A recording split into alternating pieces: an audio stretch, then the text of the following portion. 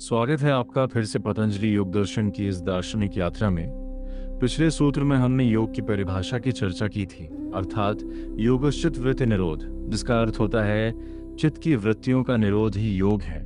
आज हम जानेंगे चित्त की वृत्तियों का निरोध करने के बाद मनुष्य किस अवस्था को प्राप्त होता है, अर्थात आत्मा की क्या अवस्था होती है। इसी क्रम में आज हम चर्चा करने जा रहे हैं समाधि पाद अर्थात प्रथम पाद के तीसरे सूत्र की व्याख्या, जो इस प्रकार है: तदा द्रष्टुः स्वरूपेऽवस्थानम्. This aphorism explains the result of yoga. When the fluctuations of the mind cease, the seer means pure consciousness is established in its true essential nature.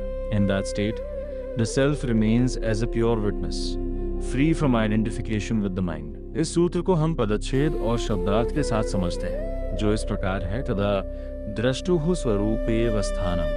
यहाँ तदा का अर्थ है तब या उस समय, द्रष्टुः अर्थात दृष्टा, जिसे आत्मा या पुरुष भी कहा जाता है, स्वरूपे अर्थात अपने वास्तविक स्वरूप में, अवस्थानम अर्थात स्थिर होना। इसको सरल शब्दों में इस तरह समझेंगे कि जब चित्त की वृत्तियों का निरोध हो जाता है, तब आत्मा अर्थात दृष्टा अपने वास्तविक स्वरूप में स्थिर हो जाता है, अर्थात वह स्वयं को जान पाता है। अगर हम इस सूत्र की शास्त्रीय व्याख्या की बात करें तो वह इस प्रकार है। ये सूत्र योग दर्शन के अत्यंत महत्वपूर्ण सिद्धांत को व्यक्त करता है।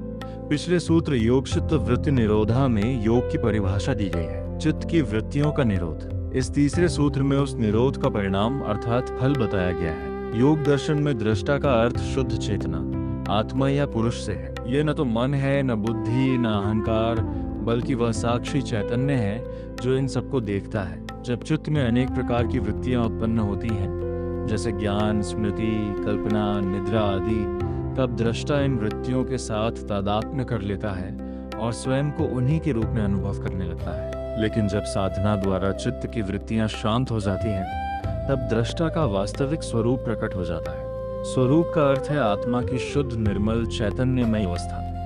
जब चित्त की वृत्तियां शांत हो जाती हैं, तब आत्मा अपनी मूल अवस्था में स्थित हो जाती है। इस अवस्था में मन की चंचलता समाप्त होती है, अहंकार और देहाभिमान मिट जाता है, शुद्ध साक्षी भाव प्रकट होता है। यही स्थिति समाधि या कैवल्य की दिशा में पहला अनुभव मानी जाती है। व्यास भाष्य के अनुसार जब चित्त की वृत्तियां शांत हो जाती हैं, तब पुरुष अपनी शुद्ध साक्षी चेतना में स्थित हो जाता है। उस समय वह चित्त के गुणों से असंग रहता है।